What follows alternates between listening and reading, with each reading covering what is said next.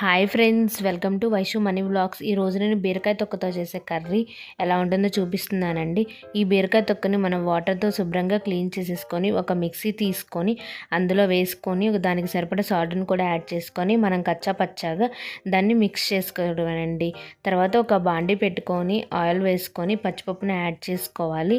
పచ్చిపప్పును add చేసుకున్న తర్వాత కొన్ని ఎల్లిపాయలను కూడా యాడ్ చేసుకోవాలి. ఇవి కొంచెం వేగిన తర్వాత మనం ఆల్రెడీ మిక్సీ వేసి పెట్టుకున్న బీరకాయ తొక్కుని మనం అట్లా వాటర్ని పిండేసుకొని మనం ఆ తాలింపులో యాడ్ చేసుకోవాలి.